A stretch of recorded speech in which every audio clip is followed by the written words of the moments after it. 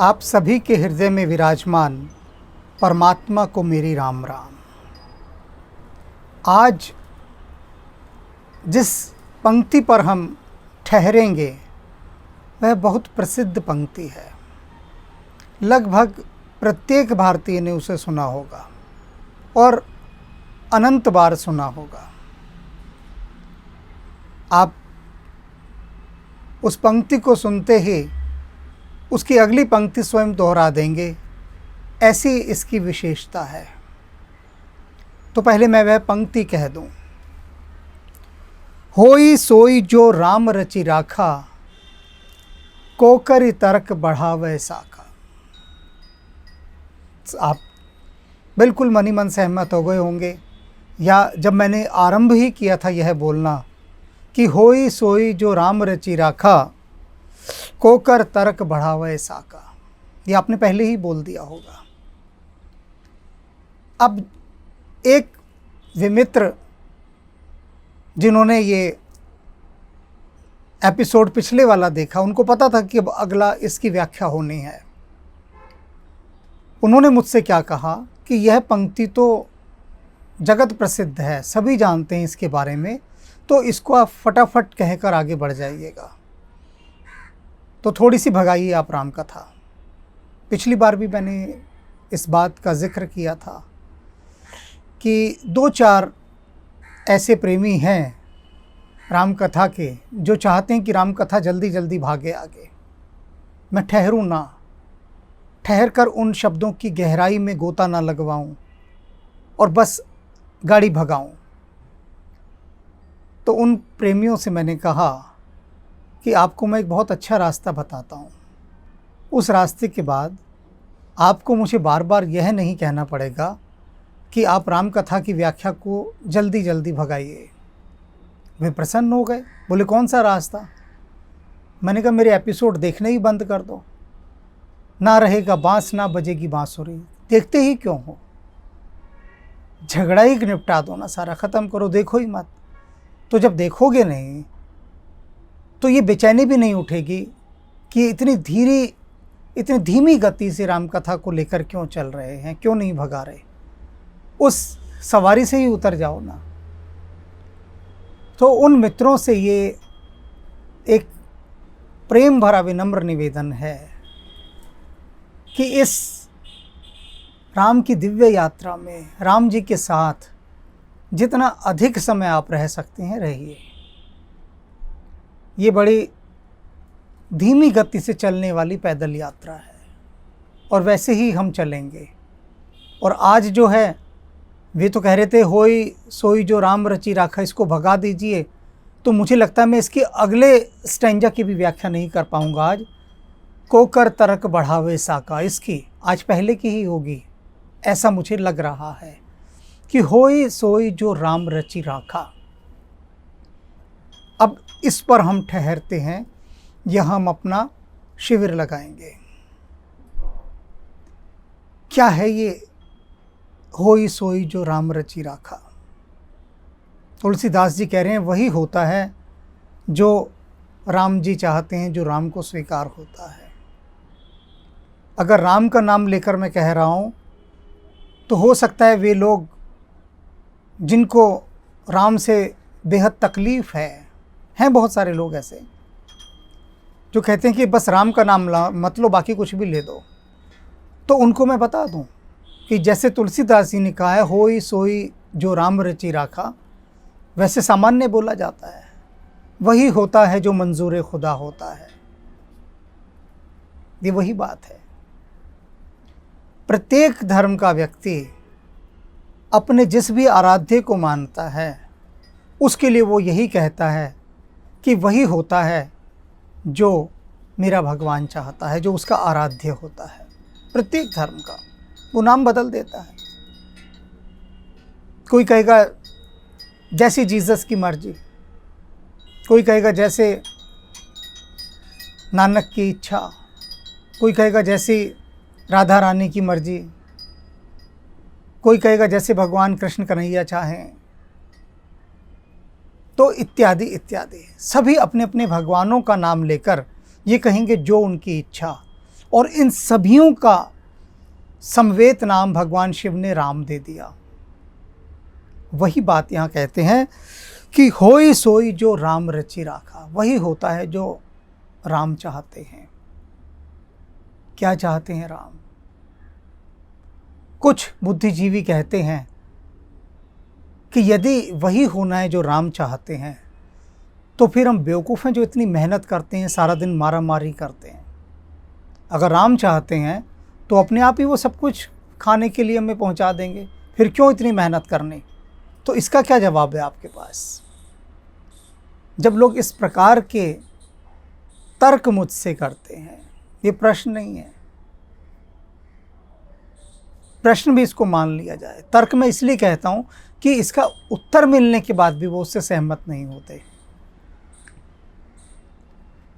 वे कहते हैं तो क्या हम सारा पुरुषार्थ करना छोड़ दें?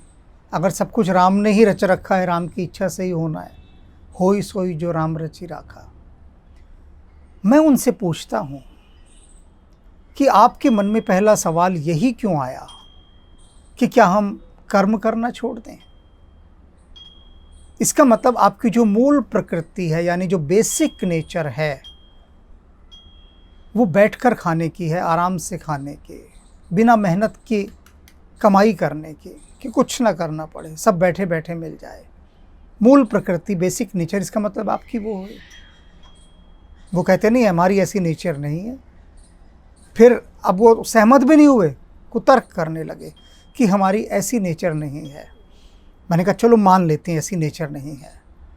तो जब यह कहा गया कि होई सोई जो राम रच राखा, तो आपके मुंह से ये बात क्यों नहीं निकली कि जब सब कुछ ही राम जी की इच्छा से होना है तो हम किस बात की फिक्र करें? हम अपना काम करते हैं, अपने काम में मस्त रहते हैं, मेहनत करते हैं, पुरुषार्थ करते हैं। राम जी की जो इच्छा, भगवान कृष्ण भी तो यही कहते हैं, तुम कर्म करो फल मैं दूंगा। तो तुम्हारे मुंह से दूसरा वाक्य क्यों नहीं निकला कि हम तो यही क्यों निकला कि फिर हम काम करना क्यों ना छोड़ दें जब राम की इच्छा से ही होना है? और इसका जो दूसरा विकल्प है, सेकंड ऑप्शन, उसमें ये भी कह सकते हैं कि जब सब कुछ ही राम की इच्छा से होना है तो हम तो अपना पुरुषार्थ करते हैं, मेहनत करते हैं, राम जी की इच्छा जो मर्जी करें। सिर्फ इस बात को समझाने के लिए ही मैं एक उदाहरण दे रहा हूँ। इस बात को समझाने के लिए, उसका कोई और अर्थ नहीं है। दूसरा अर्थ अगर आप लेना चाहें तो ले सकते हैं, आपकी इच्छा, पर वैसा मेरा अर्थ नहीं है जैसा अर्थ आप समझ रहे होंगे। उदाहरण क्या है? एक बहुत ही संवेदनशील YouTube के मेरे दर्शक ने मुझसे एक जिज्ञासा की, बहुत विनम्र भाव से। उन्होंने कहा कि मैंने लगभग आपके सभी YouTube के वीडियो देखे हैं, लगभग, शायद ही कोई छूटा हो, और किसी भी आपके वीडियो में, किसी भी वीडियो में आपने कहीं ये नहीं कहा कि आप मेरा चैनल लाइक करें, सब्सक्राइब करें। कहीं पर भी कहते मैंने आपके सैकड़ों YouTube के आपके वीडियो देखे होंगे, प्रवचन देखे हैं, कहीं पर भी आपने नहीं कहा। जबकि वीडियो जितने भी YouTube पर डले हुए हैं, उनका कहना था कि वो शुरू बाद में होते हैं, पहले ही उनको डालने वालों की तरफ से ये गाना गाया जाता है कि हमारा चैनल सब्सक्राइब करो, हमें लाइक करो, हमें सब्सक्राइब करो। तो ये जो गाना है ये आखिर में भी चलता है, बीच में भी चलता है और शुरू में भी चलता है कि हमारा चैनल लाइक करो, सब्सक्राइब करो। लेकिन आपने कहीं भी ये नहीं कहा। आपकी रामचरितमानस की ये सीरीज़ चल रही है, हनुमान चालीसा की आई, जबकि आपको रामकथा वाली में कहना चाहिए कि मेरा चैनल सब्सक्राइब करो और लाइक करो, अधिक से अधिक लोग इसको देखें। आपने क्यों नहीं एक बार भी ये कहा? इसकी मेरी जिज्ञासा है, क्योंकि मेरे मन में तो ये बात समाई हुई है कि होई वही जो राम रचि राखा। उनसे मैंने यही कहा कि होई सोई जो राम रचि राखा। मैंने कहा इंसानों को मैं कहूँ कि मुझे लाइक करो, सब्सक्राइब करो, अरे राम जी ने ही जब सब्सक्राइब कर लिया, लाइक कर लिया, तो अब किसी की क्या ज़रूरत है? किसी इंसान को अब ये कहने की कोई ज़रूरत नहीं बचती कि मुझे सब्सक्राइब करो और लाइक करो। आज इंसान लाइक करेगा, कल को ज़रा सा उसके मन में संदेह आ जाएगा, डिसलाइक करने लग जाएगा। इंसान की पसंद कोई स्थायी थोड़ी ना होती है। आज पसंद करता है, कल को नफ़रत करता है। बहुत देखे मैंने ऐसे उदाहरण, मेरे आसपास लोग सिमटे हुए हैं। बहुत ऐसे लोग हैं कि कमज़ोर चित्तवृत्ति के, आज आपकी पूजा करेंगे और कल आपसे नफ़रत करना शुरू कर देंगे। तो ऐसी लाइकिंग का क्या फ़ायदा। लेकिन राम जी जिसे लाइक कर लें उसे राम जी कभी डिसलाइक नहीं करते, और राम जिसे सब्सक्राइब कर ले फिर उसको क्या ज़रूरत है किसी को सब्सक्राइब करवाने की। तो मेरा तो चिंतन ये है, सबसे बड़ी बात इसमें सब बात पूरी हो जाती है तो कोई आवश्यकता नहीं रहती। होई सोई जो राम रचि राखा। राम की जो इच्छा होगी, राम चाहेंगे कि जो जो लोग इस रामचरितमानस के एपिसोड्स को देखें, राम जी उन तक अपनी बात पहुंचा देंगे। वे सर्वसमर्थ हैं, और जिस तक नहीं पहुंचानी मैं लाख जतन कर लूं वो बात नहीं पहुंचेगी। तो वह मेरा क्षेत्र नहीं है। वह कहना मुझे बिल्कुल शोभा नहीं देता कि आप मेरा चैनल लाइक करें, सब्सक्राइब करें, क्योंकि मैं यहाँ लाइक और सब्सक्राइब करवाने नहीं बैठा हूँ। मैं तो राम जी की जो परंपरा राम के गीत गाने की चली हुई है, मैं तो उस परंपरा के अंतर्गत जो भगवान वाल्मीकि ने गाई, तुलसीदास जी ने गाई, और उन्हीं की जो झूठन बच गई, उसी झूठन को इकट्ठा करके मैं थोड़ा बहुत परोस रहा हूँ आगे। उन दिव्य संतों की जो झूठन मुझे प्राप्त करने का सौभाग्य प्राप्त हुआ, बस वही थोड़ी बहुत अपनी मति के अनुसार आगे आप सबको वो प्रसाद बांट रहा हूँ। तो उस कहने की कोई आवश्यकता नहीं। अब दूसरी बात, होई सोई जो राम रच राखा। ये तुलसीदास ने बात किसके लिए कही आपको पता है? भारत को एक कृषि प्रधान देश कहा जाता है, आज भी है ये, पहले तो बहुत था। पहले तो भारत में गांव ही गांव हुआ करते थे, शहर तो कोई एक आध होता था। जो गांव होते थे, गांव में पढ़ाई लिखाई होती नहीं थी।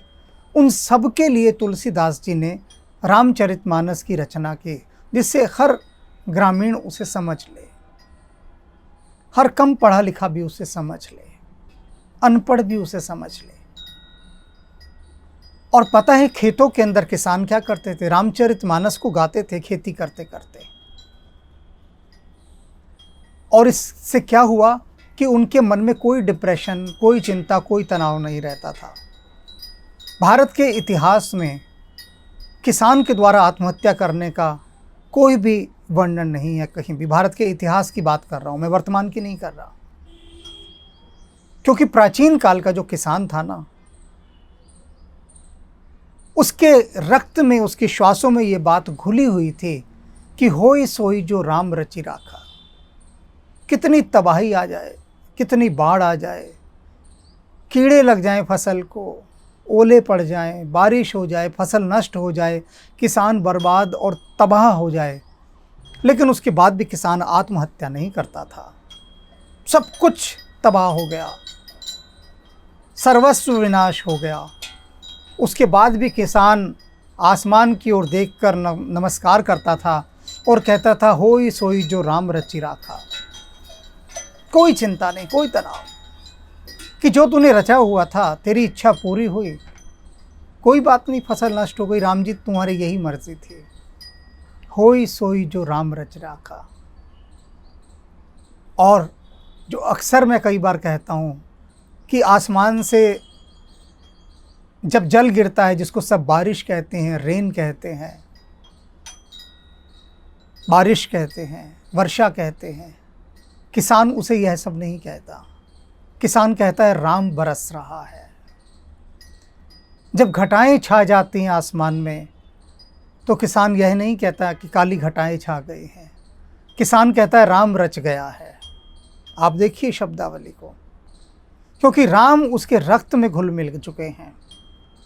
होई सोई जो राम रच राखा। इसलिए किसान कहता है कि ठीक है, सब कुछ राम की इच्छा से हो रहा है। और ये देखिए, गुरु गोविंद सिंह जी महाराज, महाराणा प्रताप, सुभाष चंद्र बसु इत्यादि इसी क्रम में और इसी महान परंपरा के अंतर्गत कितने महापुरुष हुए। उन सभी ने यही कहा, सब कुछ उनका लुट गया, छिन गया। एक के बाद एक कष्ट आते जा रहे हैं।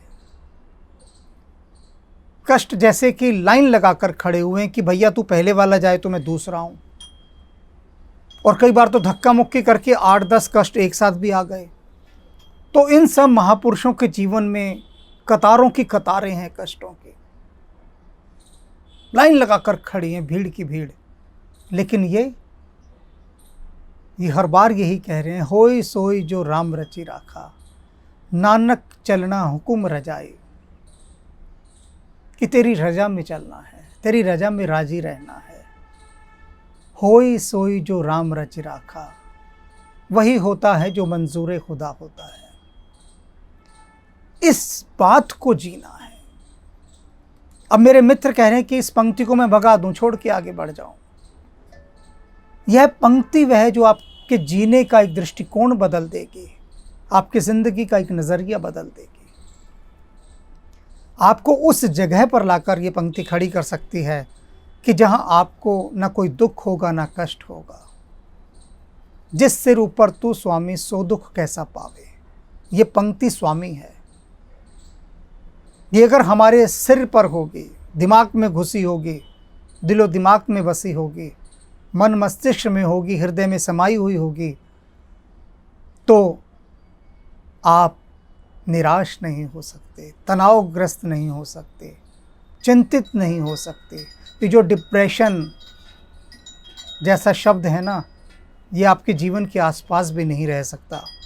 यदि आपने इस रामबाण औषधि जो पंक्ति है, होई सोई जो राम रचि राखा, इसको अपने प्राणों में बसा लिया तो तब। लेकिन सरल थोड़ी ना है बसा पाना। लोग कहाँ भरोसा करते हैं राम पर, या अपने उस इष्ट देव पर जिसको भी मानते हैं। फौरन शिकायतों से भर जाते हैं, ज़रा ज़रा सी बात पे शिकायतों से भर जाते हैं। तो वो जो शिकायतों से भरना है, वो यह कहता है कि अभी ये बात उतरी नहीं कि होई सोई जो राम रचि राखा।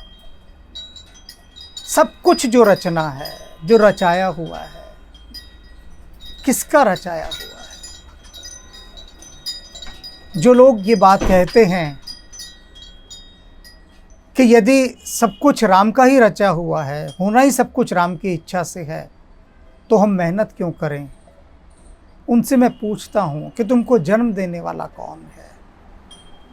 तुमको यदि जन्म ही ना दिया गया होता तो ये सवाल पूछने वाला ही पैदा ना होता। सोचो जरा, कौन है वो शक्ति जिसने तुमको इस पंच तत्व में लाकर एक साकार रूप दिया, तुम्हें एक नाम दिया, तुम्हें एक पहचान दी, तुम्हें ये बुद्धि दी जो सोचती है, तुम्हें वो जिह्वा दी जो कुछ कहती है? किसने दिया? वो नहीं सोचते हैं। इसे कहते हैं, जो आगे वाली बात आएगी, कोकरी तर्क बढ़ावे शाखा। वो तर्क करते हैं, बढ़ावे शाखा, और शाखाओं को बढ़ाते हैं।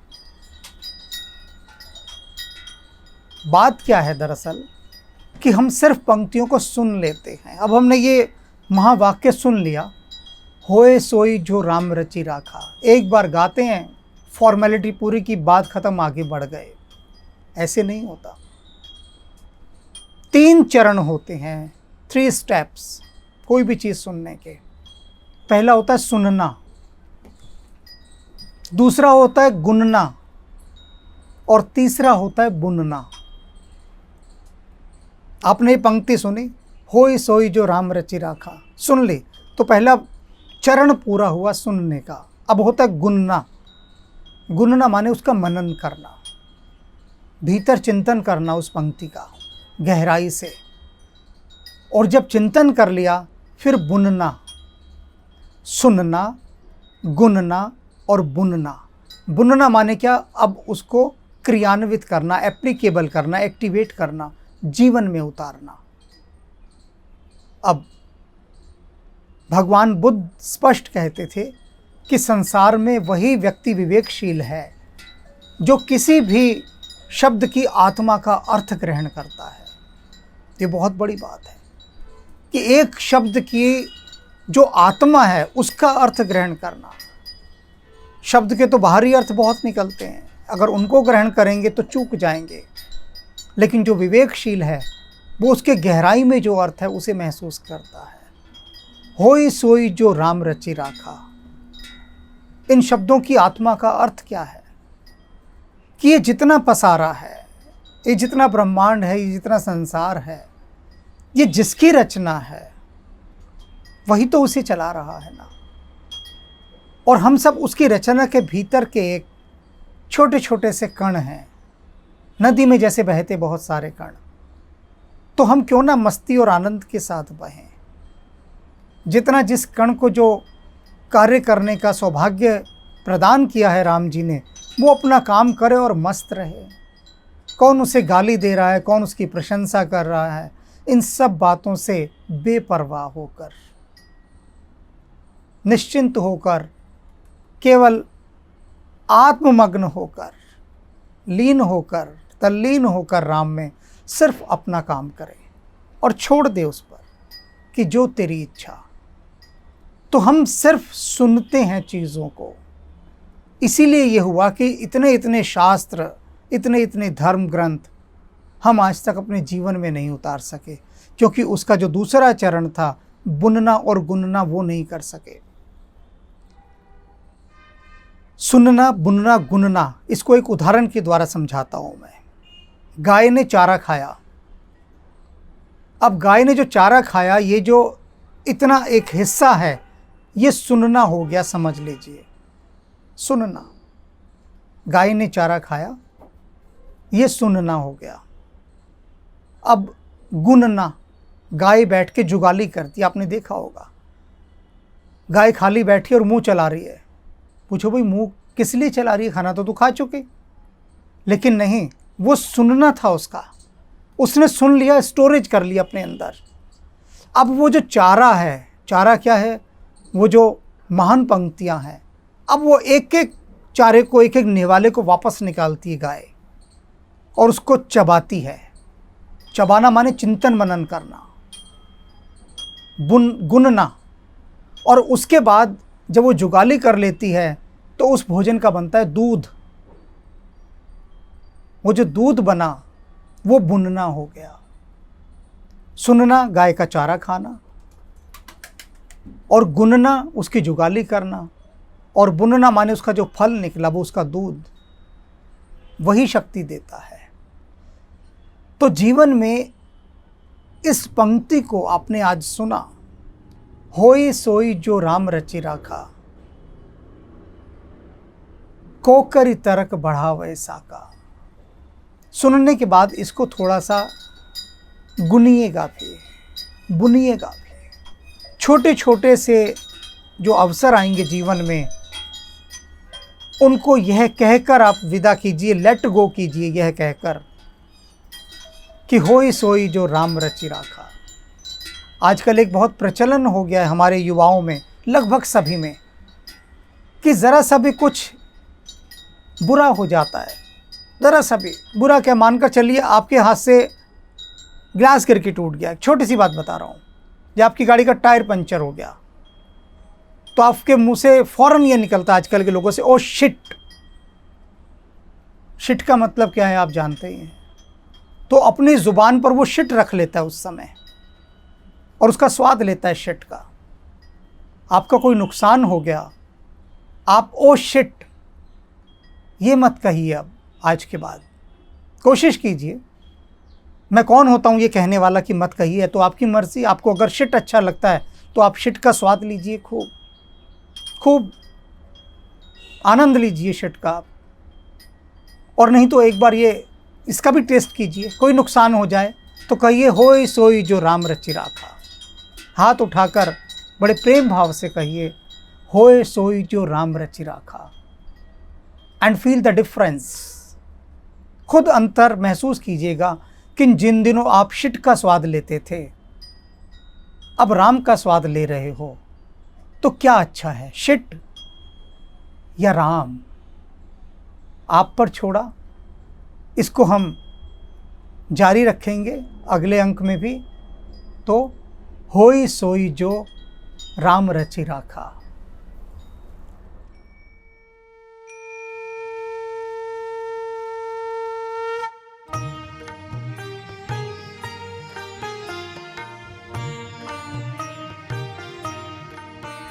जय जय कपिनायक निज सुखदायक शंकर स्वयं अनूपा। जय भक्ति विकासक दुर्गुण नाशक सच्चिदानंद स्वरूपा। जय पवन कुमारा परम उदारा केसरी कुंवर स्वरूपा। जय अंजनी नंदन सुर मुनि रंजन दुख भंजन सुख रूपा। दुख भंजन सुख रूपा।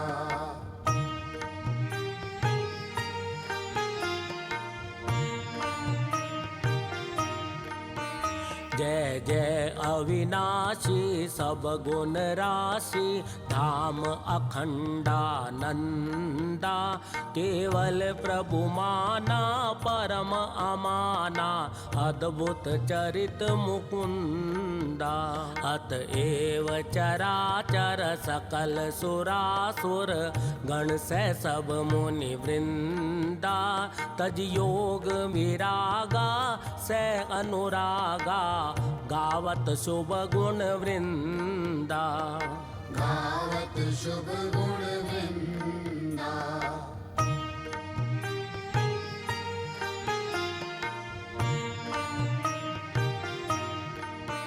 जय उदधि उल्लंघक सिय दुख भंजक अक्षय शय हनुमंता। जय लंक विदाहक खल संहारक राम वियोग निहंता। संजीवनी लाए लखन जियाए रघुकुल प्राण बचाए। अहि पास कटा अहि रावण हत रघुवर दो मुक्त कराए। रघुवर दो मुक्त कराए।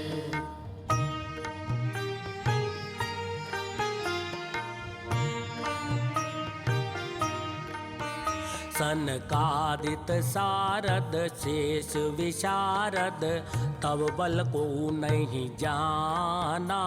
तो ही भक्त प्यारे शास्त्र पुकारे द्रवौ सो श्री हनुमाना। त्रेता द्वापर कलि सत भूषासक सब सुख राशि अनंता। महाकाल स्वरूपा अखत अनूपा गोजन पालक संता। भोजन पालक संता।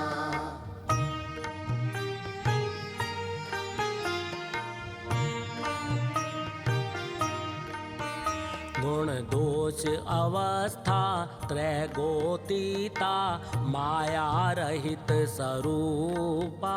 बालैक ब्रह्मचारी असुरारी स्वरण शैल समरूपा। त्रिपुरारि खरारी शिव अवतारी सर्व सिद्धि निधि पुंजा।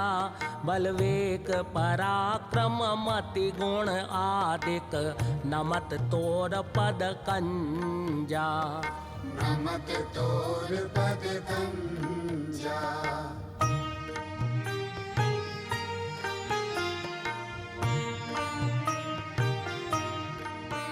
जय पूरन कामा परम ललामा गावई सब श्रुति संता करुणा वरुणालय भक्त जनाश्रय शुभ प्रेरक जग कंता त्रैताप भयानक दुख विनाशक सर्व विकार निहंता मम गुरु पितु माता भवनिधि त्राता द्रवहु वरद हनुमंता द्रवहु वरद हनुमन्ता